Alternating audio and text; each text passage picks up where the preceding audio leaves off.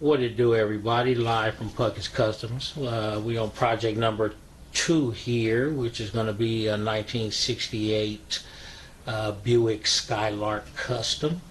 It's going to be actually a salvage one we picked up from Arizona. As you can see, it looked like he got major front damage. It was in a nice little collision. So the entire radiator support is totally beat up. We were able to acquire another one here, so we will be doing a replacement to that here shortly. As you can see, it has a V8 in here. I want to say a 300. I noticed that the distributor is here in the front, where on most of them they're in the back. So yeah, I'm going to do a little research, figure out what we have here. Not sure whether we want to come all original, just, clean it up, replace everything with all new original components, or if we want to do a resto mod type situation and maybe throw an LS3 in here with the corresponding transmission, maybe a 10 or 12 volt posi in the back. We're not sure yet. We'll kind of meet with the board, see what we want to do.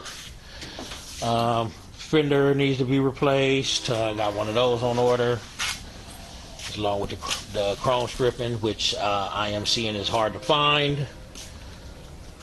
See, extensive quarter panel damage, so this is going to have to be cut and replaced, along with the bumper. All that's been up here.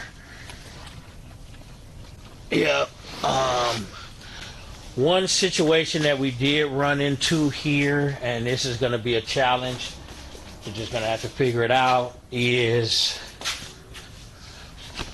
on this 68, on the quarter panel, it has this indented emblem here that looks like it's kind of stamped into the fender, which the aftermarket replacement quarter panels do not come with that indentation.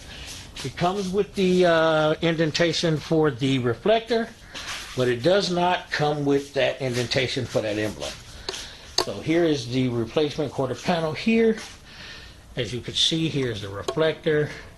Right around here is where that little indentation should be pressed right here. So I'm not sure which direction I want to go with that here, but as you can see, we've already made progress on acquiring some of the pieces necessary to go ahead and start making the adequate repairs.